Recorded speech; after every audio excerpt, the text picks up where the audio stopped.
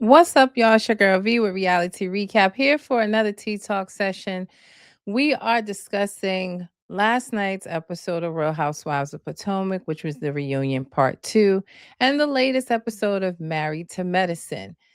Before we get started, let's make sure we take care of the business first. Please like this video, share this video, and subscribe to my YouTube channel, Reality Recap 2876. It's also linked in my bios on all my social media platforms. So you don't miss any of my Tea Talks, whether they are pre recorded or live, where you can interact and comment on the lives. Also, make sure you follow me on Instagram, Facebook, and TikTok. What you see down here at the bottom of the screen, reality, that's TEA_recap for all trending reality, news, and gossip. We're going to start with Potomac's reunion part two. I'm going to be honest. It was okay. It wasn't as good as part one to me. I was waiting for the friends to come out, which we did get in this episode. Jassy came out. We have Monique out, but Monique came out towards the very, very end. So we didn't get too much out of her yet. And then I'm also waiting for the Grand Dame. So it was okay. We'll go through it, but I'm starting to feel like with some of these reunions, it could just be a part one and part two. It doesn't need to be a part three. Like it's usually a part that could have been an email.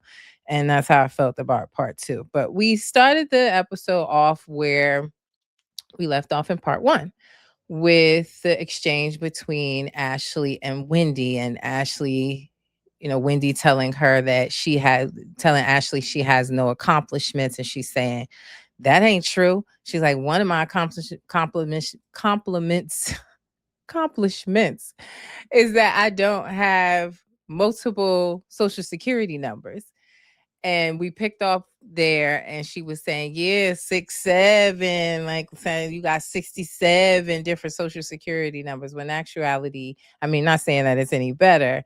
The headlines was reading that they found multiple credit cards, over 67 credit cards in Wendy's name, Eddie's name, and allegedly in some of these alias names, although in the court documents, Wendy and Eddie say they only used alias names for the shipping, so that people wouldn't be aware of where they live. So she whacked her one more time. Ashley came prepared for this reunion. I ain't gonna lie. She came prepared for this reunion. So we did get into it with Ashley as far as her kissing Sharice's son. Listen, Sharice's son is 27 years old. Ashley's 37 years old. We see this all the time with even larger gaps with men. I'm not going to give it too much thought. I feel like at this point, Sharice has milked this for all it's worth. We've seen Sharice on every interview, all the way up to being on the Sherry Shepherd show, just to talk about this incident where she said that Ashley, it felt like basically incest to her because they're like family, they're like brothers and sisters. Yet Ashley is saying that Sharice has always made light or joke of Sharice saying, oh, you should date my son. Oh, you're divorced now. You should date. So if they kissed, if they slept together, whatever they did, they two grown consenting adults. And so what? I know that, Stacey is trying to really make something about it. Like, oh, I would have took that to my grave. You're dating your friend's son. That's breaking girl code. Da da da da. Girl, Stacey, I love you, but sit down because whatever you done did with Chris is a girl code you broke as well. So it is what it is. If they did do anything, that's on them. It's really not that big of a deal to me. They're both consenting adults, and it's not like he's a teenager. He's 27 years old. So it is what it is. Also, some embarrassing stuff happened in this episode. Kiana was asked to give an update on her and Greg and if the engagement has come, and she made like she was going to reach behind her and pull out a ring, and she pulled out that same old picture frame. Girl, you could have left that picture frame at home, honey. Why did you need to bring that picture frame? But she wants us to believe that the picture frame was symbolic. It was a great gesture. She loved it. They always talk about the big picture, and that's why she needed the frame. Kiana continues to conform for Greg's wishes. I don't believe for a minute that she is not wanting to be married and having children of her own. She mentioned that early on. You know, she's conformed for what he wants in life and making like she's content with that and she's grown and if that's what she wants to do, then on her. But bringing out that picture frame was just simply embarrassing. You could have left that at home. Seriously. Um Also in the episode, I'm just going through my notes here. Jessie comes out. Jessie comes out and her and you can see in my picture here. Her and Kiana have a heated exchange. I don't get why so much animosity. Like what happened that was such a big deal between them that they have to be at this level. But Andy asked Jesse, or she asked Jesse, where do you stand with Kiana today? She was like, we stand nowhere. We stood each other in front of each other yesterday and we didn't even speak.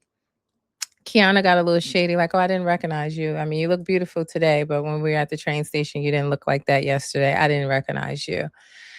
And she basically told Jassy, you know, you only get 15 minutes, so don't waste it all on me. You know, get your shine and move on. And Jassy said, how about you worry about the fact that you stole Greg from his former wife and you taking care of his kids? And Jess and Kiana did not like that. They were doing a whole screaming back and forth.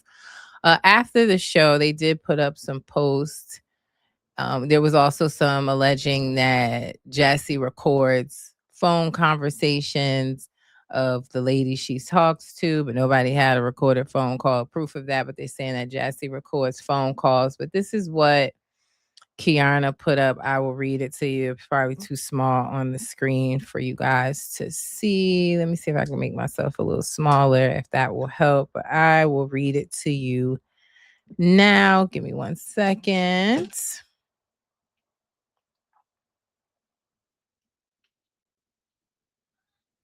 So Kiana says the allegations from tonight's episode crossed the line that warrants a response. For clarity, I met Greg during CIAA weekend in 2022. His divorce had already been finalized. That timeline is factual and verifiable. There was no overlap. We take the protection of our family seriously. False claims that impact our family, especially where children are concerned, are unacceptable and have consequences. Reality television invites commentary. It does not justify misinformation or fabricated narratives. Repeating a claim does not make it true. Facts do not change to fit storylines. I will not engage in performative conflict. I will address misinformation directly. I am not a bench you can ride. She said the record is clear. Okay, girl. Chat GPT wrote that for her. Then Jassy went on a rampage last night. I had to get this from another page because y'all know Jassy done blocked me. But she says, my family was discussed all season and things were said about me that weren't true, yet it was called just TV. Now it suddenly crosses a line. The rules shouldn't change depending on who the storyline is about. And as for timelines, I'm responding to what I was told directly. I'll let viewers do the math. Jesse, please. Let's stop with the timelines, honey, because you know you took your man from that woman and her children. Okay. There was definitely overlap. So please knock it off. Between the both of them, I was just over it. Like I said, I wasn't too interested, but they had their little 1-2 back and forth screaming. Jessie wants so bad to be a main housewife. It's pretty clear. And at this point, I could do with all of them leaving. I don't need Kiana. I don't need Jessie. I don't need Angel. I loved how Stacey called Angel and she called Kiana and Angel Madness and Sadness. I started to do that as my thumbnail today with both of them on there with the madness and sadness faces. But honey, I could do without. It's all like she said, performative beefs. Like they just see a chance to like, okay, let me get my spotlight on here. Let me try to, get the viewership to make me viral or make me popular. And none of them are really landing for me. What else did we see in this episode? Tia and Giselle, they talked about, Tia talked about her father and wanting to connect with her sister. Tia's another one that I'm gonna be honest, I could do without. I mean, she can get with the girls in a classy way, but I don't feel like she brings the table to the table, if I'm being honest.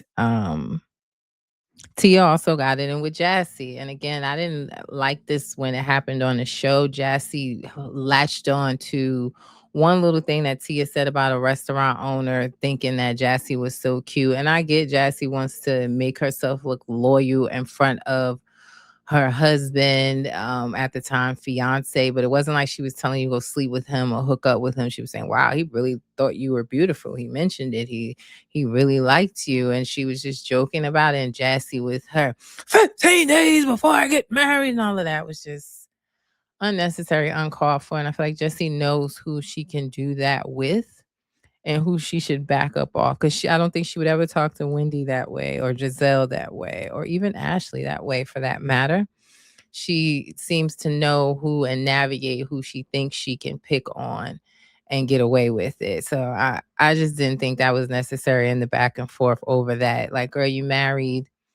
Nobody was checking for Mr. Sunshine at the restaurant or whatever his name was. And nobody wants your man. So we're good there. Um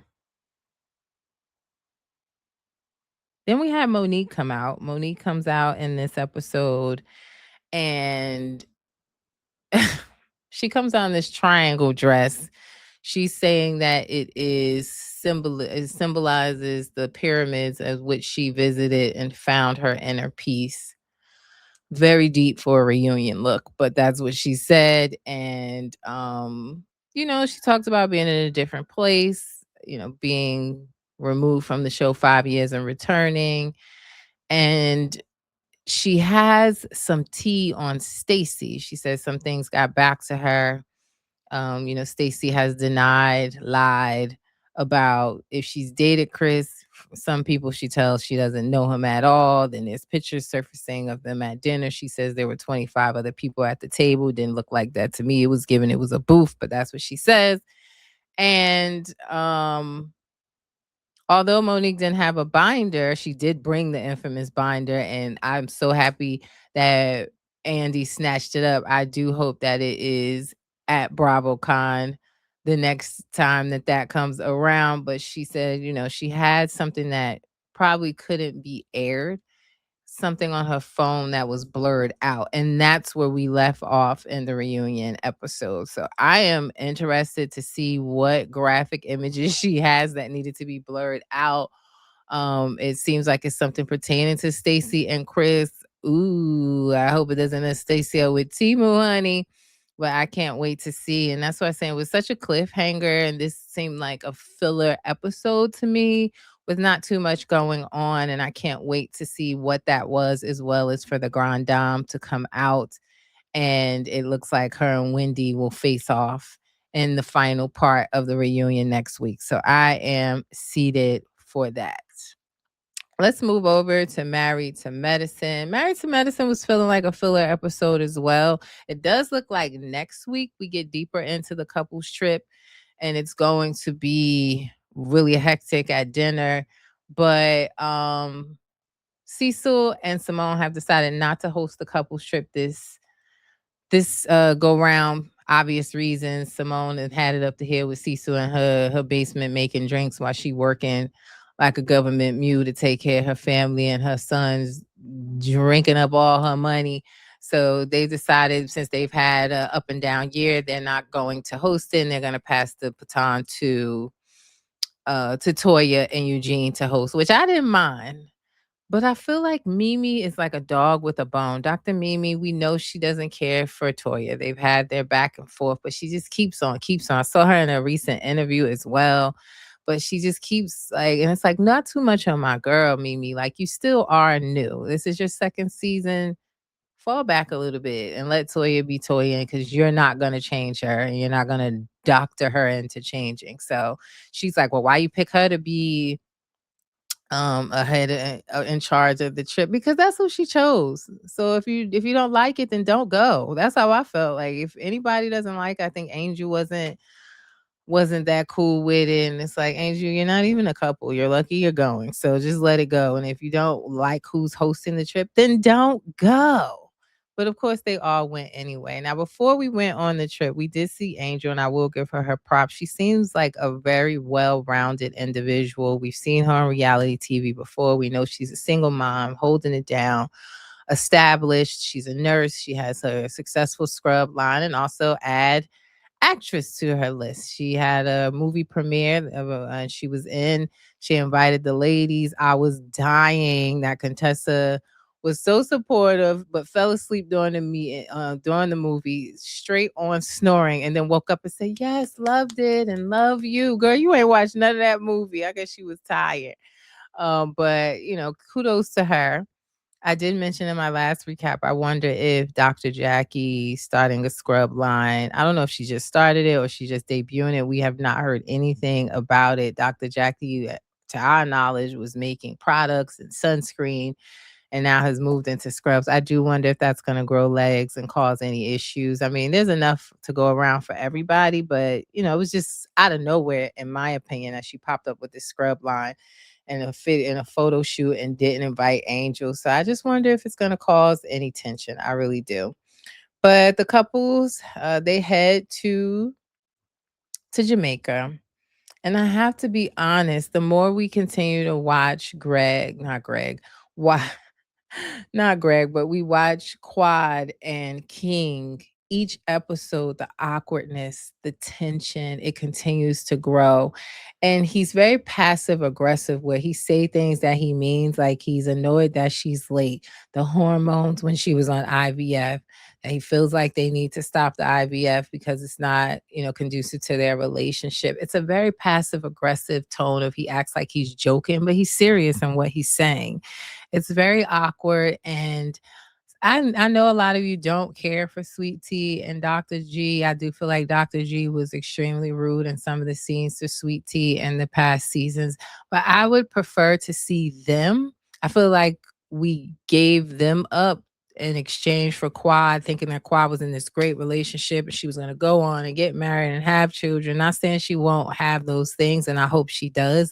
Just not with King. We already know they broke up, but it's hard to watch. I've been mentioning that for quite some time, how I don't like how he talks to her anyway throughout the season, and it's just progressively getting worse. And I let me say this, if it wasn't that, for those that don't care to have Dr. G and Sweet Tea, I prefer a single Quad than to watch this, to be honest. But they head over to Jamaica and they have a good first night. They're out at the club, they're having a good time. The next day they're doing their giving back to the community, and we see them usually on a couples trip where the doctors go out and they will do health, free health services for the community. And this time they even included kids and giving out backpacks and supplies, and I want to commend this cast for that.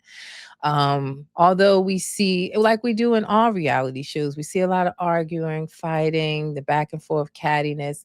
But this is one show that is consistently giving back to the community that we don't necessarily see in other shows. Yes, we know Beverly Hills did the homeless, toothless situation, but they consistently show up and do that every year.